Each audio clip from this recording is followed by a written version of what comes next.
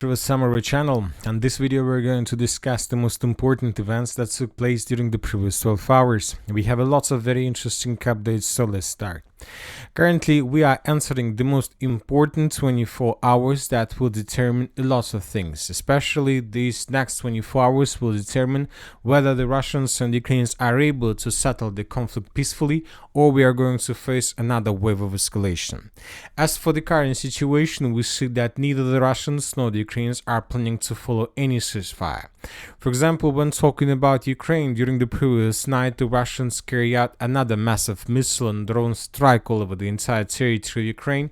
In this video, we're going to see explosions that took place on the territory of the city of Kiev. The Russians attacked Kiev with multiple ballistic missiles and drones. This is another photo, probably of the same place but from another angle. When talking about the Ukrainians, they did the same. The Ukrainians attacked the territory of the Russian Federation mainly with drones. The Minister of Defense of the Russian Federation from some period of time to another was publishing additional information regarding work of its air defense system. For example, according to Russian sources, after 7 p.m. of Moscow time, more than 57 drones were brought down by the Russians. The Ukrainians were trying to attack the city of Moscow, the capital of the Russian Federation. This morning, on the 7th of May of 2025, several pro-Russian resources reported that during the previous night, the Ukrainians attacked the territory of the Russian Federation with the use of more than 500 drones. As for now, I'm not sure whether we should trust this information or not, but the Ukrainians this morning published a lot of videos, a lot of photos, a lot of geolocations of consequences of attack that took place during the previous night. A lot of facilities, a lot of military facilities were damaged and destroyed by the Ukrainians. Once again, several pro-Russian resources and several pro-Ukrainian resources reported that Ukrainians used more than 500 drones. Anyway, let's wait and see, but another important thing is that several pro-Russian resources reported that Putin ordered to prepare Oreshnik because the Russians are saying if Ukrainians will ruin or break ceasefire or they make any provocation during the 9th of May and May holidays, the Russians can attack the territory of Kiev with Oreshnik. So let's wait and see what is going to be next. Now let's return back to the line of combat contact. We have lots of very important updates, and first we're going to talk about the Kherson direction. Basically, we will continue our discussion. Today we got another important article that was published by the pro-Russian source, and in this article was reported that the Russians managed to cross the river of Dnipro in the vicinity of the settlement of Burgunka and to establish control over another territory. So when summarizing everything since the end of April of 2025, the Russians managed to take under control or establish some control with sabotage and reconnaissance groups in this area. The Russians crossed the river of Dnipro and took under control this territory. The Russians improved their positions to the north of Oleshk and established complete control over the settlement of Pridniprovska, something like this. The Russians managed to establish control over the islands in front of the settlement of Kyzomys, and the Russians concentrated a critical mass on the Kinburn Spit. As for now, and by the morning of the 7th of May of 2025, we haven't received even a single video that can confirm this, but obviously we believe that this information worth attention. Now let's move further, let's discuss the situation on the ground, and first let's talk about the South Donetsk direction, where the Russians continue their offensive operation in the directions of the settlements by the name of Zelene Polye and Novopol. During the previous night, we got additional changes on the map and additional geolocations. This video, for example, was published by the Ukrainian side, and in this video we can see how Ukrainian Presidential Brigade was attacking with FPV drones Russian positions along the line of combat contact. Based on this video, we have adjusted the map. One of the episodes of this video was geolocated exactly in this point. Based on this, we have adjusted the map and we have colored additional true line in the complete Russian control. Currently, the distance between possible Russian positions and the settlements of Zelene Polye and Novopol is already less than 2.5 kilometers, which means that probably not during the ceasefire, but most likely right after the ceasefire ends, the Russians will continue offensive, and maybe by the 15th of May they will be able to answer both settlements. Furthermore, Russian progress on the ground was confirmed by neutral mappers and by pro-Russian resources. So according to them, the Russians improved their positions, as you can see, significantly. Now let's move further and let's discuss the situation in the Novopavlovka or the Dnipro direction. During the previous 24 hours and during the previous night, the Ukrainians were forced to fall back from additional defenses. According to information we have, according to neutral mappers and pro-Russian resources, during the previous night the Russians managed to improve their position significantly. Basically, the Russians secured the settlement of Kotlerovka, and we expect that today the Minister of Defense of the Russian Federation will confirm this information. This is the situation on the ground by the end of the 6th of May, and this is the situation by the beginning of the 7th of May. I'll remind you that these days the Russians are advancing in this direction, and this Russian major offensive operation in the Dnipro direction started somewhere on the 2nd of May of 2025. For example, this is the situation by the end of the 2nd of May. This is the situation by the 3rd of May. The Russians secured the area in the vicinity of Nadiivka. By the end of the 4th of May, the Russians answered the territory of Kotlerovka. We have proof with this. And by the end of the 5th of May, the Russians managed to break through along the tree lines in the southern part of the settlement. And by the beginning of the 7th of May, the Russians secured this territory completely. Furthermore, when talking about pro-Ukrainian sources, they have already shown at least 50% of the settlement of Troitska as a contested area or the gray zone. So very likely the Russians are already in the eastern part of the settlement, and the Russians continue advancing further in the western direction with the purpose to enter the last settlement in this area, the village of Goryokhovo.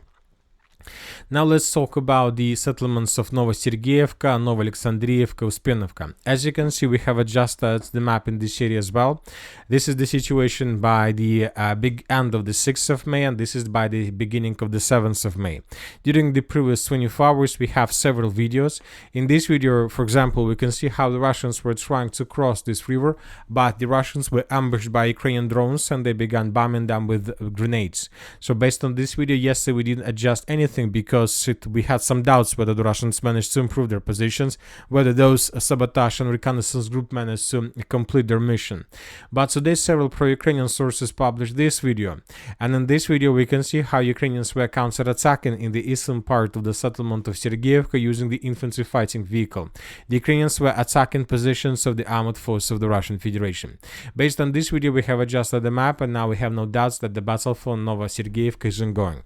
The Russians are trying to improve their positions from the east and the western direction, and now we see that the Russians are trying during the next several 10 days or probably a bit more, a bit less, to answer the territory of Dnipro region in multiple areas. As for the city of Pokrovsk, as you can see, the Russians are bombing and attacking the most southern part. For example, in this video we can see how Russians were attacking positions of the armored forces of Ukraine with southern power systems. We expect that after this artillery preparation, the Russians will try to take under control this territory as well. Very interesting video is coming from the southern part of Mirnograd. In this video we can see how Russians were bombing and attacking the most southern part of the settlement with FAPs and with southern power systems. We expect that the Russians may try to answer the settlement of Mirnograd in the very near future. I'll remind you that just yesterday we discussed lots of Russian attempts to attack along this entire line of combat contact, and several Russian attempts to attack took place exactly in this area. Now let's move further and let's discuss the most important update. The Russians managed to establish complete control over the settlement by the name of Novoalenovka. Obviously, this was unexpected. This is the video that was published by the Russian side, and in this video we can see how Russians using motorcycles outflanked the positions of the armored forces of Ukraine in this area and took them under complete control. And in the final part of the video we can see a Russian soldier that was waving with the Russian flag. Based on this video, most of the mappers have adjusted their maps in this area. Currently, the village of Novoalenovka is under complete Russian control, and this is very important because now we see that the Russians managed to cut the road N32 from the north and from the south from this company stronghold that is located inside of this area. So we know that the Russians are advancing in the area of Novopoltavka as well, but as for now the situation in this settlement is covered with the fog of war. We don't know for sure what exactly is happening here, but we believe that Ukrainians are no longer able to use this road for evacuation, for supply and support. So we believe that this road either in the complete Russian control or under complete fire control. Anyway, we believe that Ukrainians still have possibilities to support this stronghold using this route of attack. But we expect that the Russians are about to establish complete FPV-drone control over this territory, and we expect that during the next probably 72 hours, maybe after the end of the ceasefire or probably today, they will try to attack this company's stronghold from the south and from the north with the purpose to establish complete control over this territory. If the Russians are able to do this, this is going to be a significant victory for the Russians, obviously, and based on this foothold, the Russians will be able to advance further in the northern direction, in the western direction, and in the northeastern direction with the purpose to cut this Kliban-Byksky pocket. Furthermore, several sources confirmed that the Russians also answered the settlement of Alexandropol, which is located in this Kliban-Byksky pocket. Anyway, when talking about this pocket, we see that the Russians reduced their activities in this area. As for now, it's very difficult to understand what is the reason of this, but we expect that after the end of the ceasefire, Russians will resume their attempts to advance in the direction of the Kliban-Byksky water reservoir. Now let's talk about the city of Chasiv Yar. Today we got a very important video that was published by the Ukrainian sources. In this video we can see how Ukrainians were attacking Russians to the north of the city of Chasiv Yar. I'll remind you that several days ago, and probably for the previous several days, we've been talking a lot that the Russians improved their focus in this area, and we expected that the Russians would begin their offensive operation with the purpose to maintain their lines along Seversky Donetsk-Donbass Canal. The Russians most likely came to the conclusion that now they need to improve their foothold on the Ukrainian side of this canal with the purpose to concentrate additional forces and critical mass on the Ukrainian side. And today we got first geolocation and first proof that the Russians indeed managed to finish this and to do this. For example, this is the situation by the beginning of the 7th of May, and this is the situation by the end of the 6th of May. The Russians improved their positions in the northern part of the city of Chasiv Yar significantly. Now Ukrainians has less chances to restore control over this territory because now the Russians have a lot of troops there. Now let's move further. The Russians continue attacking positions of the armored forces of Ukraine on the territory of the city of Slavyansk. In this video we can see another temporary deployment point or the warehouse of the 142nd Mechanized Brigade of the armored forces of Ukraine that was destroyed as a result of Geraint strike. Now let's move further and let's discuss the situation in the Tyotkino direction, where the Ukrainians, the third or the fourth day in a row, continue their attempts to cross the border and to establish complete control over this territory. But another day ended with another failure for Ukrainian side. This morning the Russians started publishing lots of videos with destroyed Ukrainian vehicles and equipment along the border.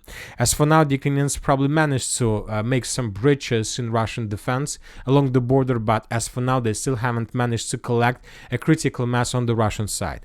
Lots of vehicles, lots of equipment was destroyed by the Russians during the previous night. This is one of the episodes. As you can see, up to 4 vehicles were destroyed, abandoned and damaged by the Russians during another Ukrainian attempt to cross the area. But when talking about all these attempts, there is just one area where the Ukrainians managed to get some results. According to information we have and according to geolocations that were published by the Russians, the Ukrainians managed to answer the settlement of Tyotkina along the street of Chapaeva, and probably the Ukrainians control probably 10 or 20 buildings in this part of the settlement. Let's compare the maps. This is the situation by the beginning of the 6th of May, and this is the situation by the beginning of the 7th of May. So at least this street was taken by the Ukrainians, but obviously this is not enough to announce another media victory. The situation for Ukrainians is very difficult. Less than 24 hours left before the beginning of Russian ceasefire, and we need to understand one important thing. Any Ukrainian provocation, any Ukrainian attack since the beginning of the 8th of May of 2025 can be considered by the Russians as a probably very huge aggression against Russia, and Russians will be completely free to use